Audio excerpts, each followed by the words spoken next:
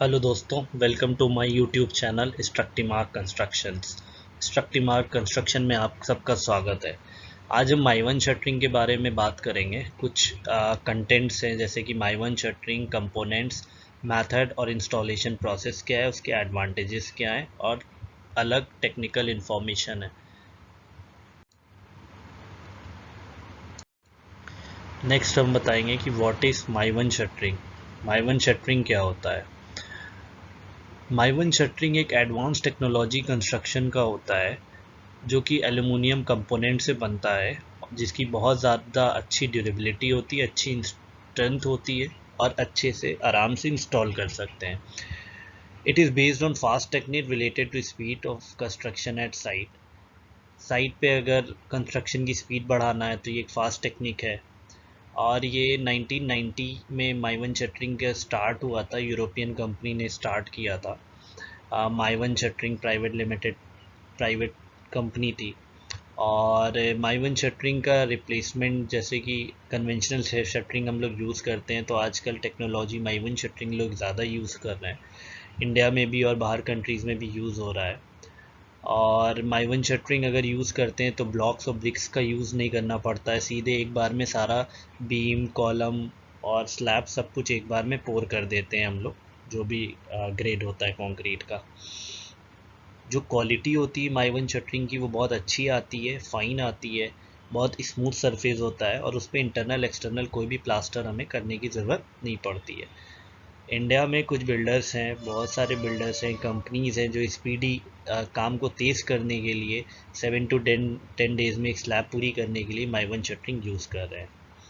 और हम लोग माइवन शटरिंग यूज़ कर सकते हैं, जो एलुमिनियम शटरिंग है वो 250 टाइम्स यूज़ कर सकते हैं, जो कि कन्वेंशनल जो हमारी शटरिंग है ना उससे बहुत ज़्यादा है। क्योंकि कन्वेंशनल शटरिंग हम बहुत ज़्यादा 8 बार, 7 बार, 10 बार यूज़ कर सकते हैं मैक्स टू मैक्स एक कन्वेंशनल शटरिंग। और माइवन शटरिंग हम लोग एल्यूमिनियम की 250 टाइम्स यूज़ कर सकते हैं उसका पार्ट।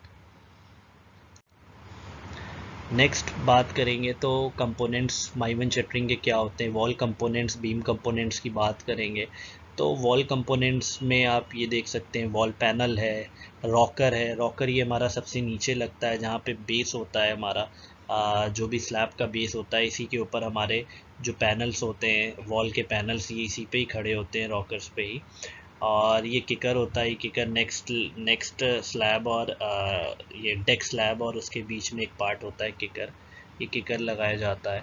बीम कंपोनेंट्स की बात करें कि प्रॉप हेड होता है, इसी पे नीचे प्रॉप्स लगा दिए जाते हैं। फिर ये बीम साइड पैनल्स होते हैं, बीम के साइड पैनल्स होते हैं।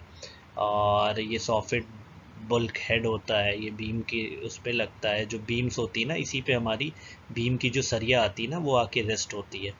और ये भी सॉफिट पैनल होता है, ये भी बीम का होता है।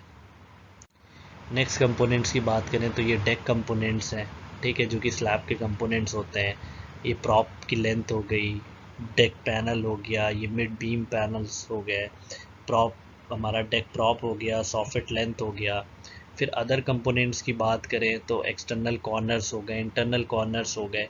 एक कॉर्नर्स पे ये ध्यान दीजिएगा, कॉर्नर्स हमेशा डीशटरिंग के टाइम साइड पे चिपक जाते हैं, तो ग्रीस आप लोग ज़्यादा से ज़्यादा यूज़ करें ताकि कॉर्नर्स हमारे प्रॉपर डीशटरिंग के बाद निकल जाए। नहीं तो ये सब डीशटरिंग इतनी तेज़ करते हैं ये लोग, सब ख़राब कर देते हैं। तो ये एक्सटर्नल सॉफिट कॉर्नर्स हो गए। नेक्स्ट है कि ये माइवन डायग्राम में कुछ इस तरीके से एक्सटर्नल कॉर्नर हो गया, ये इंटरनल सॉफिट हो गया, फिर ये डेक पैनल है, फिर ये वॉल पैनल्स, ये सारे वॉल पैनल्स खड़े खड़े ये सारे वॉल पैनल्स हैं, ये टॉप का पैनल्स हैं, ये वॉल पैनल है, ये टॉप पैनल है। और वॉल्स की टाइज हो गई और इंटीरियर ये कॉर्नर्स हो गए, ये सॉफिट की लेंथ हो गई। ये आप एक इमेज देख सकते हैं कि ये एक तरह से इमेज है जो शटरिंग स्टील लगी हुई है, एक लिफ्ट है, ठीक है, ये हमारी साइड के ये लिफ्ट है और ये शटरिंग लगी हुई है प्रॉपर तरीके से, इसमें नंबरिंग भी डली हुई है, उसी हिसाब से ये वॉल पैनल्स लगे हुए हैं, ठीक है। तो ये हमारे स्टील बार्स हैं, जस्ट रेफरेंस के लिए डाल दिया था। नेक्स्ट है, अगर इंस्टॉलेशन मेथड की बात करें कि माइवन शटरिंग कैसे इंस्टॉल का तरीका क्या है, तो पहले तो एलुमिनियम फॉर्म वर्क पूरी तरह से आप प्रॉपरली साफ़ कर लीजिए, ग्रीस व्रीस लगा लीजिए और एजेंट वगैरह या जो भी अपना केमिकल एजेंट आप यूज़ करते हैं मिनरल एजेंट। उसके बाद हम रीइंफोर्समेंट करते हैं स्टील में। For the wall comes out from the floor slab से वॉल्स हमारी NSW वॉल्स निकाली जाती हैं। उसके बाद केंडा वगैरह फिक्स किया जाता है जो फैब्रिकेटर फिक्स करता है, और उस हिसाब से डायमेंशंस, जो भी वॉल की डायमेंशन होती है 80 mm, 150 mm, 200 mm, जितना भी आपको वॉल की है एज पर ड्राइंग, फिर वो आप वॉल उस हिसाब से उतना केंडा होता है हमारा। ठीक है, फिर प्रॉपर लेआउट डायमेंशन चेक होते हैं, और उसके बाद क्या करते हैं कि कंड्यूटिंग वगैरह हमारी जो भी होती है वो स्टील पे ही फिक्स कर दी जाती है एज़ पर जो भी हमारा ड्राइंग के हिसाब से होता है वॉल पे ही। ठीक है, और अगर प्लम्बिंग्स की बात करें तो वो शेप्ड में ही बना दिया जाता है 50 mm का।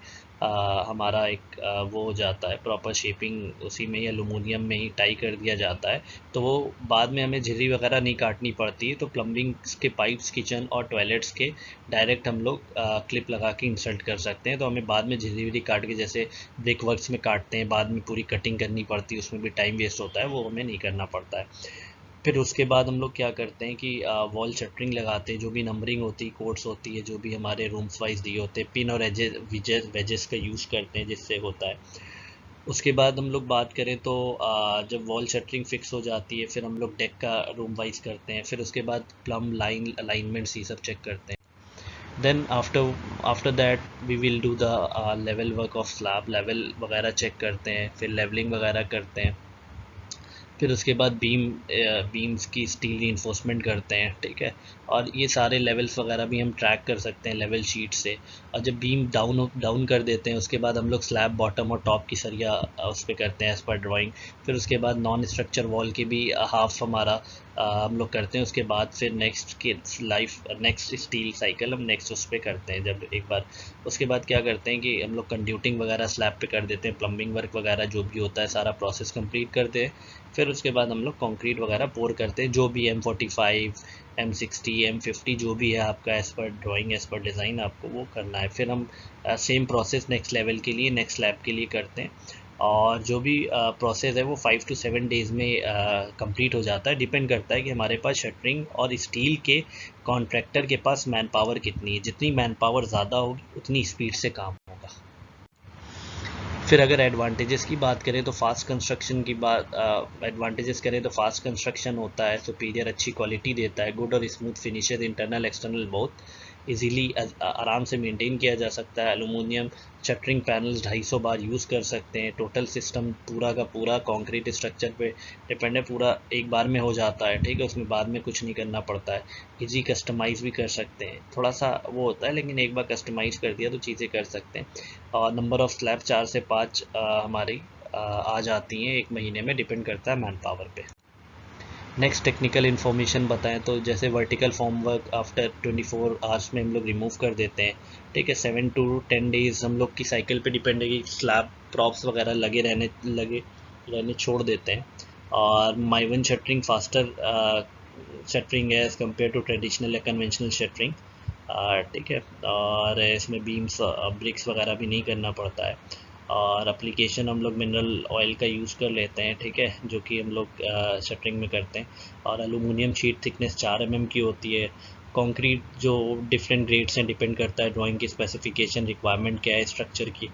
ठीक है, स्टील रीइंफोर्समेंट की बात करें तो वो डिपेंड करता है ड्राइंग स्पेसिफिकेशन के पे। लोड कैरिंग कैपेसिटी की बात करें तो 7000 से 8000 kg पर स्क्वायर मीटर ये लोड बेयर कर सकता है। दोस्तों कैसा लगा हमारा वीडियो? और भी वीडियोस हम बनाएंगे धीरे धीरे। हमें लाइक करें, सब्सक्राइब करें, मेरा चैनल स्ट्रक्टिमार कंस्ट्रक्शन के नाम से है। Thank you.